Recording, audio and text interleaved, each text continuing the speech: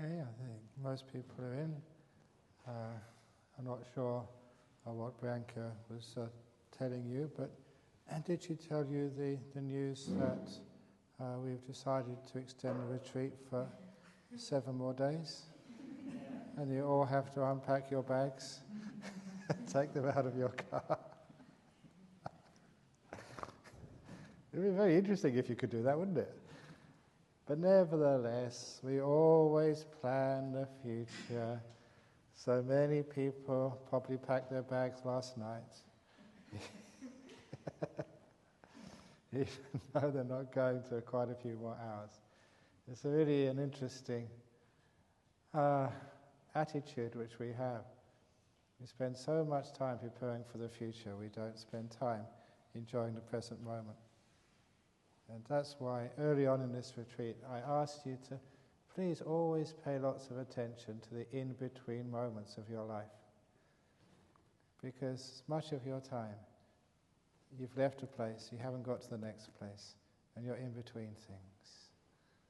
You may even in meditation, you may have started a meditation, you haven't got to the breath yet, you're in between things. And most of life is in between. In fact, you might say that the definition of life is that space in between birth and death. And reflecting and appreciating and valuing that which is in between is where we get so much insight into our life. Because a lot of times, you came here and now you're going again. And there's very little of our lives are we actually here. We're always going off into some other place. We're always on the move. And you can see that's the nature of our mind as well. When our body's on the move, when our life is on the move, always thinking about the next job, the next assignment, the next thing to do. You can see why our mind is restless too. Because it doesn't know how to appreciate the in-between moments of life. So, the retreat hasn't ended yet.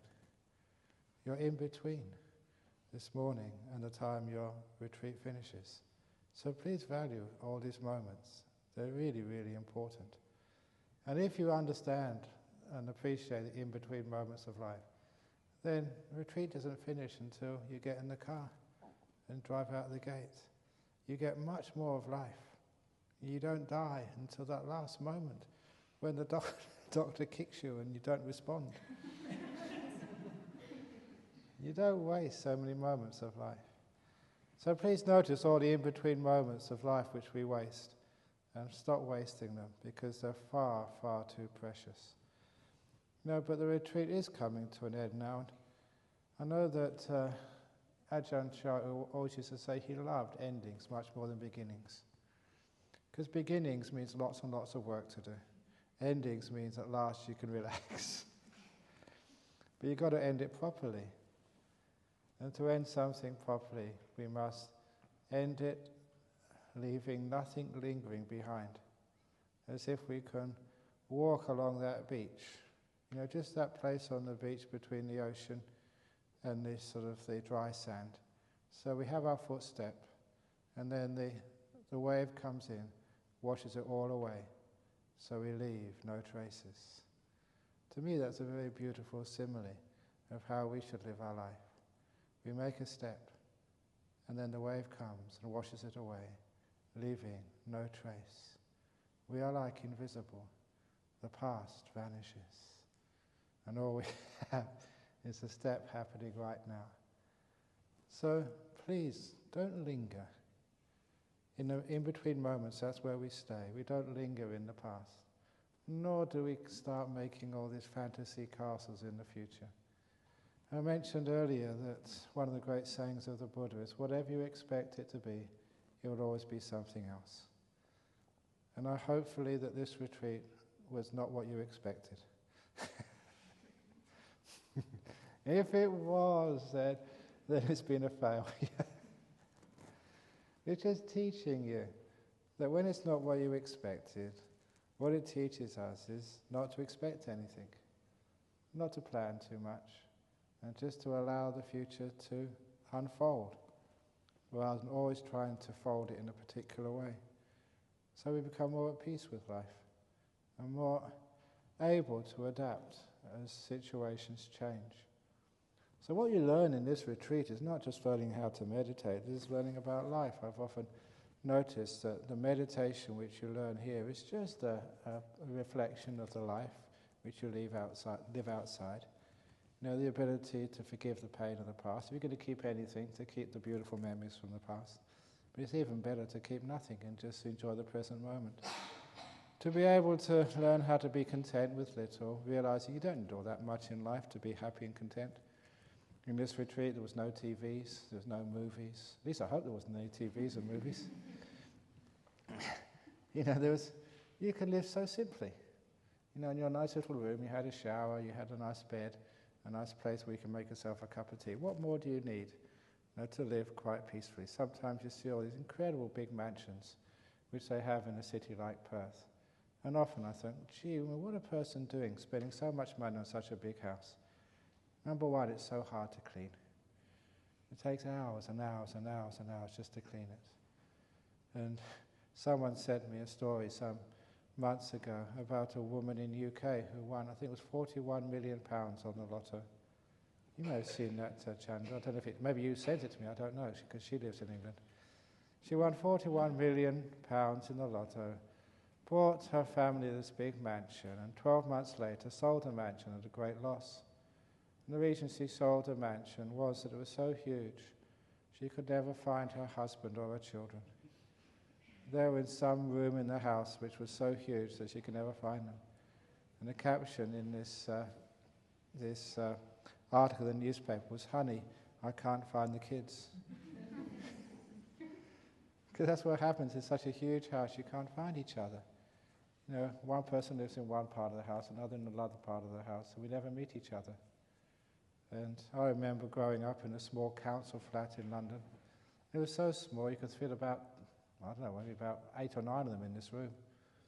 But because it was very small, it meant there was always bumping into my brother, my mother, my father, which meant we had a family. You know, we fought, but we learned to get on together. We couldn't hide from each other. So we learned how to love and get on, because we had to, because it was small. And sometimes that type of simplicity, where we can learn how to have less of material things, but more of life, is a very, very beautiful thing which we learn here. You know, you learn to be able to, you know, live together in peace and harmony, because we didn't speak to each other.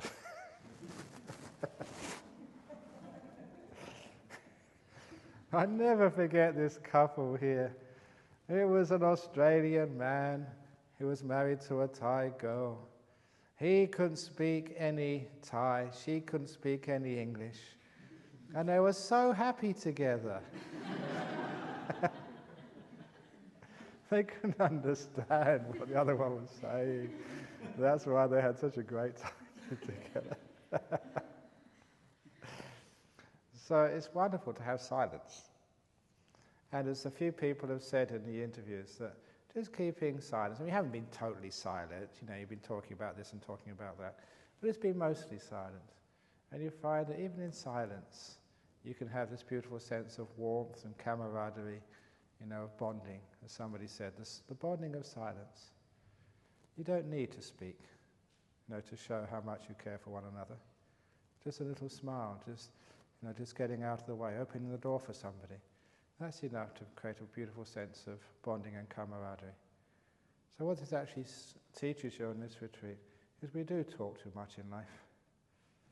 And it'd be wonderful if we talk less, smile more, and feel more.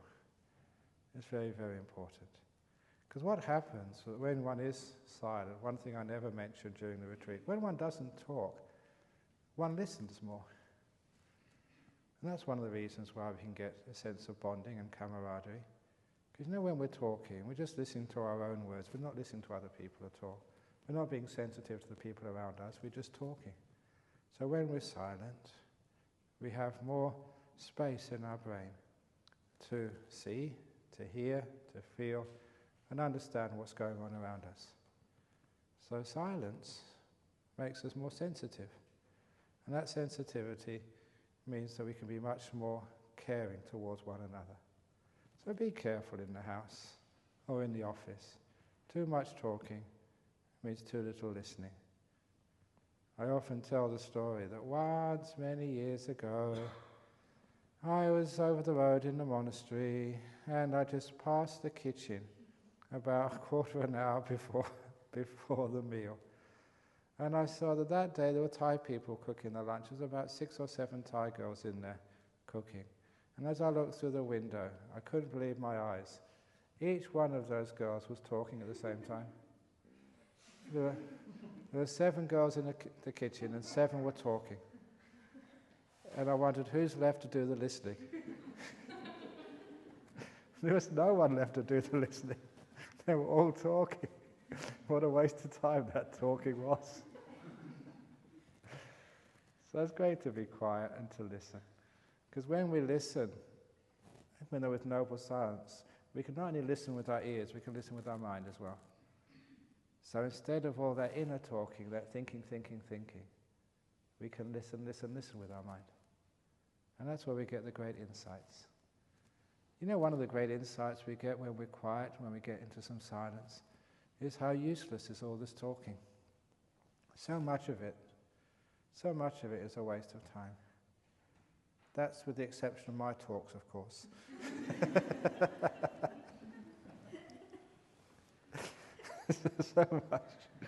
so much talking is a waste of time. So we can do much better just by being silent more, listening more, feeling more, and thereby becoming wiser human beings in this life. And that idea, like to listen, to listen to other people, and especially those of you who do have relationships, to listen to your partner. I call this like total listening. When he or she is speaking, and you're perfectly quiet, like you're meditating inside. So you pick up everything which they're saying, all the nuances, all the body language, everything. So you really do read between the lines, as they say. And you do really pick up so much more if you're silent when the other person's talking. But not only that, you learn how to be silent in life. So when life or truth is talking to you, you can listen to her. It's all the truth. It's not what comes from the words of the mouth of a monk. Now, the greatest Dharma is just living in this life. Getting up in the morning, just feeling the wind on your face, seeing the stars at night time. Just all the things which we experience during this retreat in silence. There's much more Dharma there than any of these talks. And that's where you see that this is life. And it just rolls on, and we can't control it. You can't control the wind. In fact, you don't know where the wind comes from. You don't know where it goes. All you ever know is when the wind is passing you in the present moment. That's why the wind is a beautiful thing to contemplate. Just like you, where did you come from? I don't know. Where are you going to? Who can tell? But here I am right now, just like the wind. And so, learning from nature like that, looking at the forest and all the trees, you notice all the dead trees out there? Have you ever seen a perfect tree in the forest, outside? I've never yet seen a perfect tree in my life. There's never a tree which is perfectly straight, with all the branches nicely arranged, with no broken twigs, with no little marks on the trunk. All the trees have defects, just like each one of you. And me too. And that's what makes the forest beautiful. If all the trees were perfectly straight and in line, we know that was planted by the government. In real life, in nature, things are all over the place, just like you and your mind. And that's what makes it beautiful. So you don't need to train everything to be just so. The point of enlightenment is realizing that this is your nature, making peace with it, leaving it alone, letting it be. And that way that everything becomes still. It's not the world which is a problem, it's the way we react to the world. It's not you who's a problem, It's the way you react to you. That's the problem. So after a while we learn to make peace with things. To be kind, make peace, and be gentle. And you can do that with life, you can do that with your duties, you can do that with your body, you can do that with your mind. And that creates huge amounts of peace, wisdom, and happiness in your life. And that's what hopefully we taught here. So you know the purpose of this retreat was not to get you into jhanas or get you enlightened, but to teach you how to get into jhanas and how to get enlightened. That was the purpose of this retreat, to teach you the method, the path. The goals, they will come by themselves in due course, as long as you've got the path clearly in mind. You know, so how you live your life, how you meditate, not what you meditate on, not what you achieve, but how you do these things. Once you know the path, then of course the goal eventually comes. But the path, that's what I want to teach you. So as long as you know about letting go, making peace, being happy, being kind, putting joy into your life, putting the joy into the sadhus and everything else you do in life, then you got the message of this retreat. And it's very important to learn. One of the stories which I like to bring up at this time was the story of the professor and the old sailor. I don't know if I've done this for a while yet. This was a story from many decades ago, when, if you did come from Slovakia or England or from Canada or wherever you've come from for this retreat, you would not come in aircraft, you would come on these big boats. It would take many, many days, sometimes weeks at sea to go from one place to another. And there was one of these passenger liners, and one of the passengers on it was this professor who was going from one country to another to give a series of lectures at the university. On the first night at sea, after dinner, he went out on deck just to have some exercise. And as he was walking on the deck, he saw this old sailor looking up at the stars. It was a beautiful, clear night. So he decided to have a conversation with this old sailor. So he went up beside him and said, "Old man, how long have you been at sea?" He said, "Oh, ever since I was a young man, maybe 13 or 14, I've been at sea. I've been sailing these seas for most of my life, 60 years or more." "Wow," said the professor. "In all these years at sea, looking up at the stars, you must know so much about astronomy." And that's one of my hobbies. I like astronomy. "You must know all these constellations and just how they turn around as the earth moves. You must be an expert on astronomy." And the sailor said, "Actually, I don't know anything about astronomy. I don't even know how to spell the word." "What, you mean you've never bothered to look at a book to learn about the heavens above you and all these wonderful stars?" He said, "Nope." And the professor was quite disgusted. "You stupid old man. You know, all those years and you wasted your life. You stupid old man." And he just walked away in disgust. The second night at sea, it was a very, very good dinner. So the professor was in a good mood. And when he saw the sailor looking into the oceans, he thought he'd give the old sailor a second chance. So he sidled up next to him and said, "No, old man, you've sailed these waters for so many years. You must know all about marine science, about all the animals which swim in the waters beneath you, about the currents and everything else to do with the oceans, because you've been sailing on them all your life."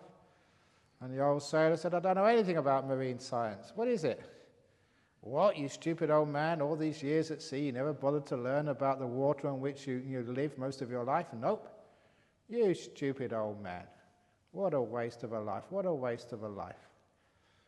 The third night at sea, it was such an incredibly good meal and such a wonderful balmy evening that when the professor... It's okay, this is the last one. When the professor went on the deck and he saw the old man just enjoying the evening breeze, he went up beside him one more time and he said, "Look, I'm sorry what I said to you the last couple of nights. I realise, obviously, maybe you may not know about astronomy and marine science, but as a sailor, the one thing you have to know is about the weather. He said, actually, that's my area. I'm a professor of meteorology. I'm going to give a series of lectures in this university about the weather. Maybe we can compare notes, because this weather drives your ship. And if there's a storm, it sinks your ship. So you must know a lot about the weather. Let's compare notes about meteorology. And the old sailor said, Sir, I don't know anything about meteorology. I know nothing about the weather, except that the rain is wet. What? Said the professor. All these years at sea and you've never learnt about the weather which drives your ship, nor about the waters underneath you or the skies above you? Nope, said the sailor. You stupid old man, you idiotic man, you moron of a sailor. What a waste of a life. Ugh. And he went away in utter disgust, this time vowing never to talk to the stupid old sailor again. The fourth night at sea, the professor never had any dinner because it was one of these rough nights on the ocean. And the professor, he suffered from seasickness, especially if he had any dinner inside of him, he'd throw it up. So he stayed in his cabin rather than eating. And as the night wore on, the storm grew worse. The boat started to rock backwards and forwards, more and more, crashing into the waves until suddenly there was a bang! Something really crashed, and the professor was scared. And then he heard all these people running outside his cabin door. And in terrible alarm, he opened the cabin door. And who happened to be running right outside? But the old sailor. And the old sailor stopped and turned to the professor and said to the professor, Professor, in all your years, have you ever studied swimming? Have you ever learned how to swim? And the professor said, actually, no. And you know what's coming next. And the old sailor said, you stupid old professor, you idiot professor, you moron of a professor, what a waste of a life. The ship's sinking. And the moral of that story is if you're a sailor, it doesn't really matter so much. You don't understand astronomy or marine science or even the weather. But the thing you have to understand is how to swim. Just like in life. You may be a professor of philosophy. You may be an expert in electrics. You may be a great accountant or doctor. But the most important thing in life is learn how to swim. How to keep your head above water in the difficulties and problems of your life. To understand suffering and how to let go of it. That's the most important thing in life.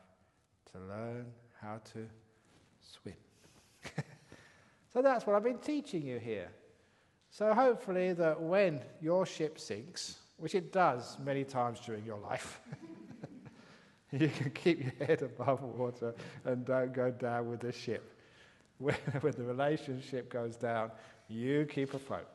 When you lose all your money, you keep afloat. When you get your cancers, you keep afloat. Learning how to swim in the difficult situations of life. And that's hopefully what you've learned here. But of course that learning continues on, and you can't always be on retreats. So you will be going home and practicing your meditation at home. And people often ask, when I get home, how long should I meditate just to keep it up? And the answer is, see if you can meditate as many minutes of the day as you eat. It's very nice, because I say that because you can always find time to eat. So you should always find time to meditate. That's minimum, okay? That's not maximum. That's minimum. And the reason I say that also is because meditation is food for the heart.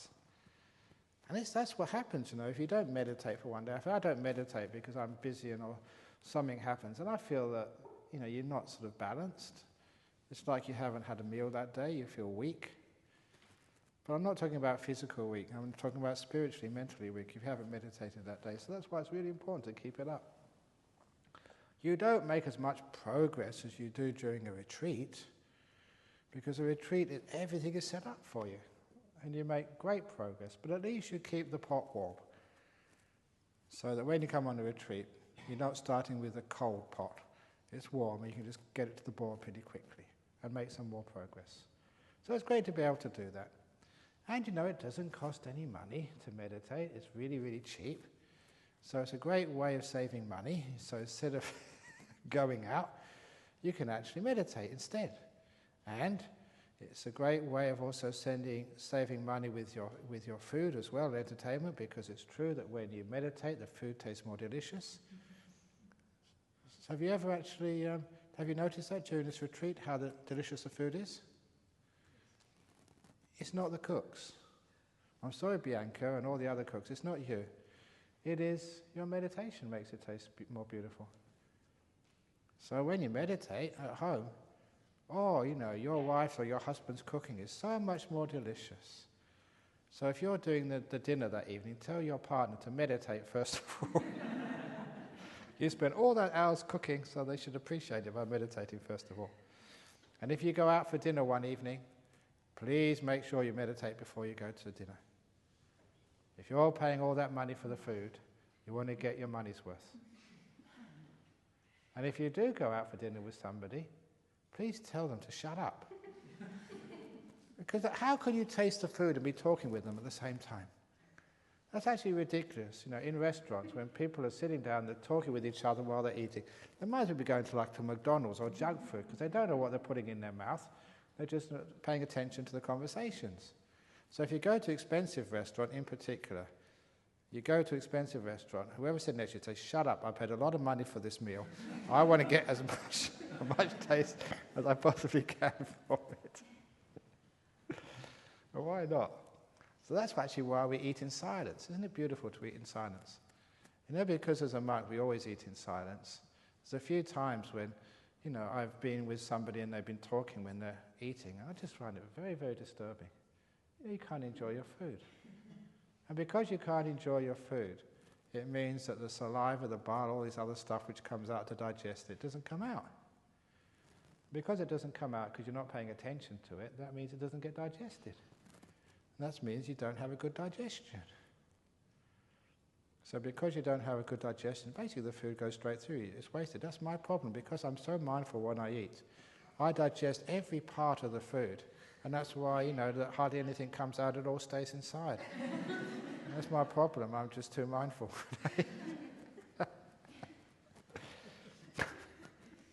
I've got all these excuses. My main excuse is I don't worry enough, because people say when you worry a lot, when you have a lot of anxiety, you lose weight. So please, make me more anxious. I need to lose weight. I've got to worry about something. What can I worry about? Can you make me worry about something? No, because we're nice and peaceful. Our metabolism goes down. So, anyway, that's what we learn on these retreats. And when you go home, please practice it. I did mention in passing that in order to help carry on your meditation practice at home, find a little space in the corner of the house, in the cupboard, under the stairs, somewhere where you can have a little meditation room. Say cupboard under the stairs, because there's a couple here did that.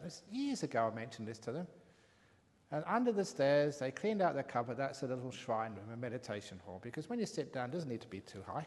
Under the stairs is fine. And they would meditate there, every morning, and other times when they really wanted to. And they told me this great story that they had two kids, like a little girl, maybe 5, a boy about 6 or 7. And, in the garden, you have boys and girls, brothers and sisters being brothers and sisters. They had an argument, and the elder brother hit the girl. And not that it hurt, just emotionally, it was devastating. Her brother hit her. And what she did, she ran into the house, crying, under the stairs, and sat in the meditation cushion. And the mother was just so impressed. She said she never went in that room before, but somehow or other, she realized that in that little room, the meditation room was a place of peace and safety, where she could heal her emotional hurt. And so she sat there as an automatic. And she said, what an amazing thing that was. They realized that that was a place to go when you're in pain. And that's the benefit of such a place. Because you meditate in there and keep it peaceful and quiet, day in, day out, it does create an atmosphere, a state of peace, a sort of a vibe of stillness and comfort and safety. So not only you can go there whenever you're stressed out or upset emotionally, but so can your children.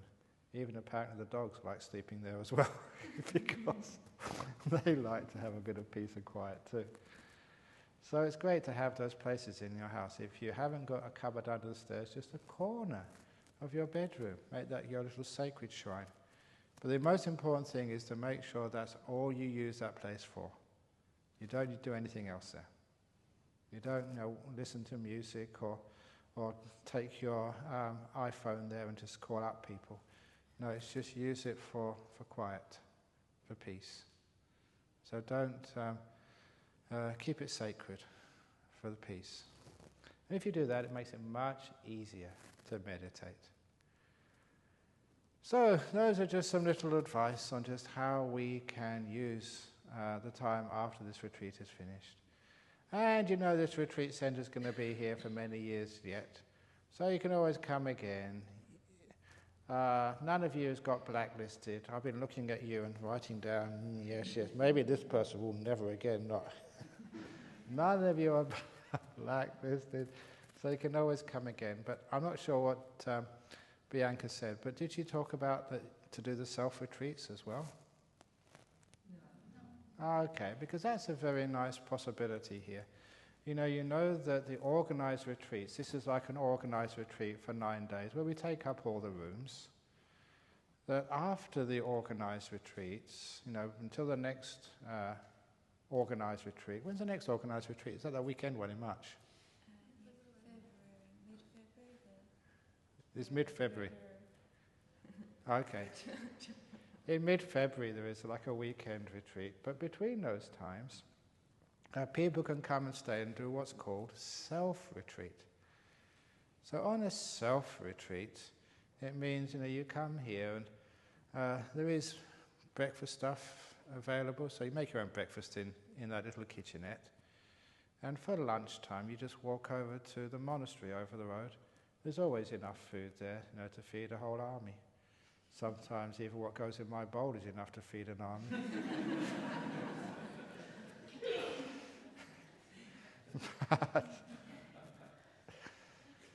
But there's plenty of food over there, so you go over there and get some food, and then you walk back here, and all the time is for yourself. So there's no schedule. The rooms are open. This place is open over here, and you have your tea and stuff in the evening. So it's basically looking after yourself. And you don't really need a teacher because there are so many talks which are recorded, on your sort of iPod and iPads and something else's. So there's so much stuff there that you can have plenty of instruction, because what most people need is just the opportunity, the place, the peace and quiet to be able to meditate. And so that's what you do. Totally up to your own resources. Get up whenever you want, go to bed whenever you want. And thereby just have a nice quiet time. Usually, if it's a self-retreat, it has to be, at least 3 or 4 days. Because sometimes people have come just for 1 day and it's just like you can't really get into it. And even just for a weekend, that's not really correct, because that's just a weekender, like a little holiday. And it's not really what this place is for. So it's, what was the minimum size? It says 7. 7 days, so yeah. 7 days is good to do a self-retreat. Unless it's anything less, you have to twist our arm. So that's actually for those self-retreats. I'd just like on this retreat, we do ask for the $25 a day just to cover the costs for the self-retreats as well. But the food is all over there, so you've got plenty of food over there. So that's a nice way of also making use of this place during these sort of times when there's not a retreat. So you can always do some meditation by yourself. All you need to do is, once you've done a retreat, an organized retreat with us, then basically you got permission to do a self-retreat and just you call up Daniel and just make arrangements. That's okay? Very, very good. Okay, so that's basically it so far.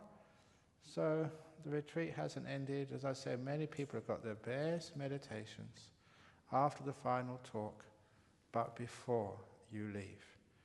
Because it's another couple of hours until lunch.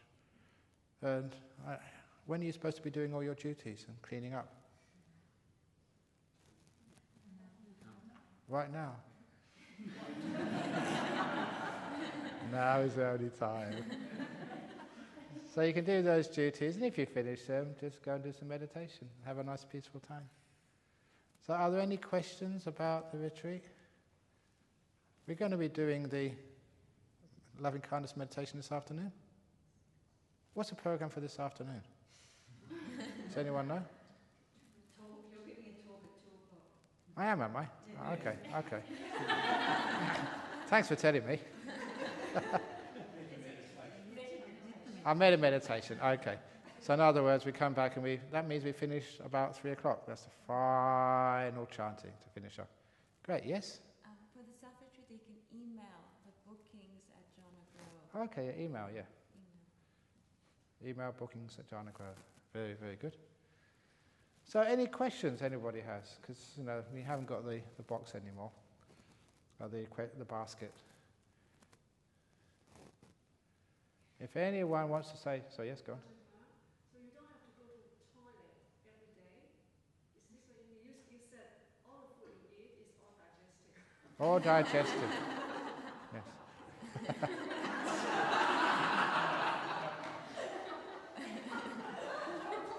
But that's all the stuff which is food.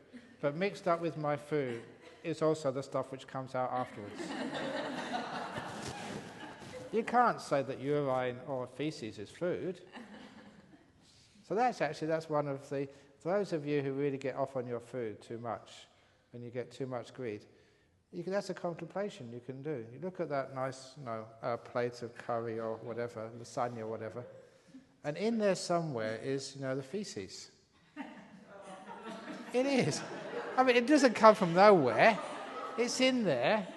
Somewhere hidden in there, somewhere, under the curry, under the rice. Because you put it in, and the food is what you keep, and that comes out. So it's there somewhere. It's in the plate. So the next time you want to sort of lose some weight, and just look at that. Next time you look at your food, where is it? It's somewhere there. I know it's there somewhere. Thank you very much. So yeah, I just eat the food part. The other stuff, just passes through me. Very good.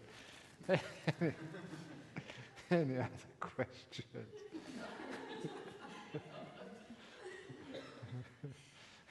Yeah, go on. Should we try and restrain ourselves, like sensual pleasures? Restrain. It's restrain what's going to be harmful to you. So don't restrain everything, because sometimes people restrain so much, they have no joy in their life. There was this very famous Zen monastery in Japan, a Heiji monastery. That's the monastery Dogen started. Very austere. And so there you see, it's just, they clean the snow off the roof, and they bathe in this water, which is, minus something, well, not minus, but it's just on freezing. And they work very hard. That's the monastery where they sit there, and if they bend a little bit, they get whacked on the back. Very, very strict monastery. But the one thing which isn't strict is the food. Their rule is to make sure the food is delicious. When I first heard that, I thought that was not sort of in keeping with the other ethos of the monastery, being ascetic. They said, no, the food must be delicious. And when they explained why, was they say, if it's not delicious, the monks have indigestion. Because the purpose of the taste of the food is, again, so that the saliva, the bile, all this other stuff is secreted. If it's not delicious, it doesn't come out.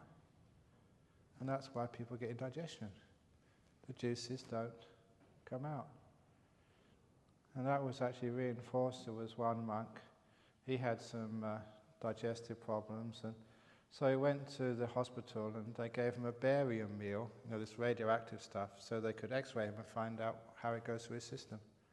But they made a big mistake of booking his appointment for about 3 o'clock in the afternoon. He was a monk. So because he'd only eaten in the morning time, by 3 o'clock in the afternoon, the whole digestive system was shut down. It was dormant. It wasn't used to doing anything. It was resting. So he sat down there, and they were waiting and waiting and waiting. Nothing was happening. The barium was just sitting there. And so there was one of the nurses there was very smart. She said, think of your favorite food. And that's what he did, think of his favorite food, and the whole thing started moving through his system.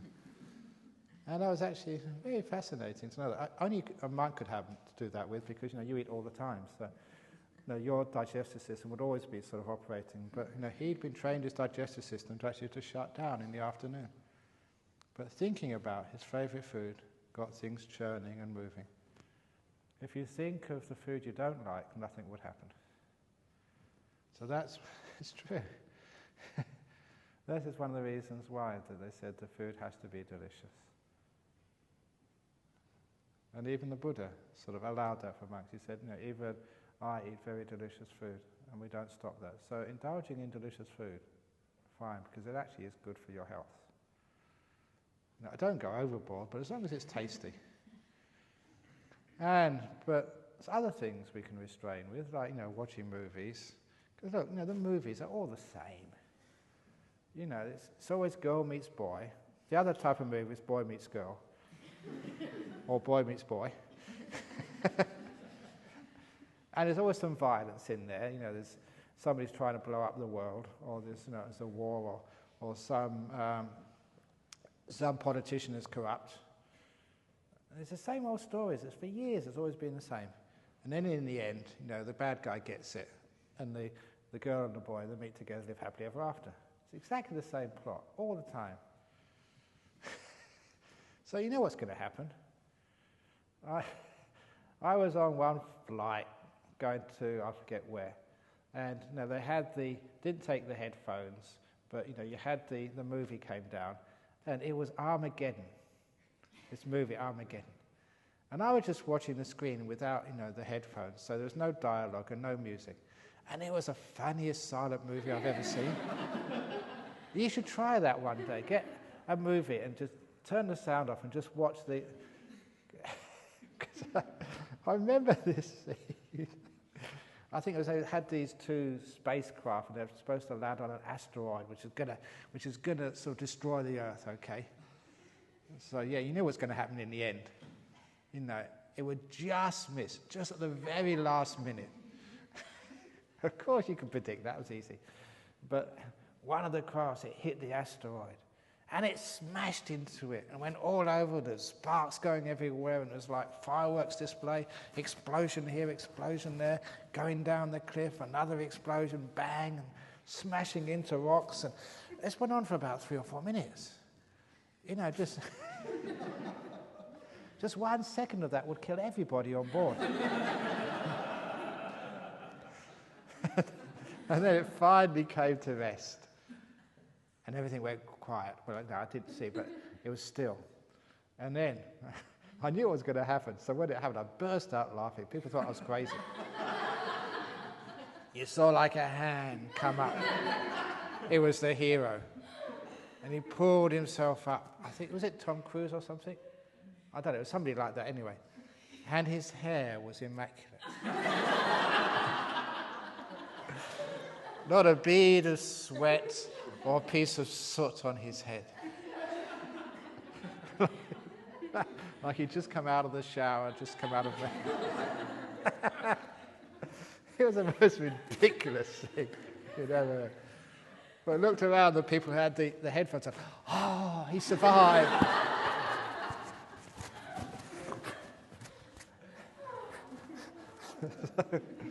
Don't indulge in that sort of stuff. That you can do restraint there, because it's stupid, isn't it? And stuff people watch on this thing.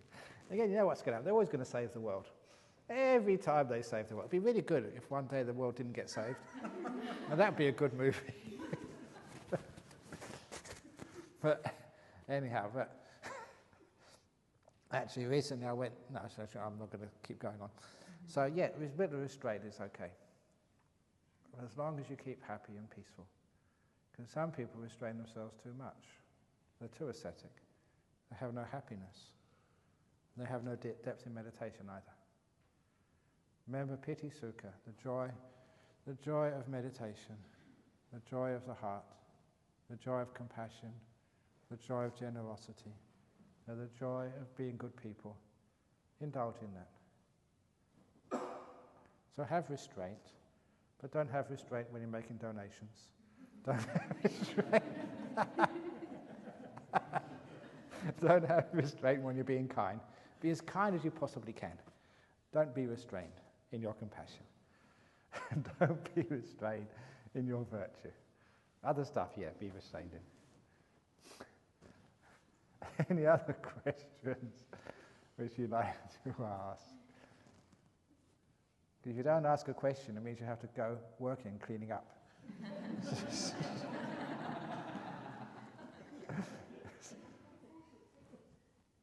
Sorry?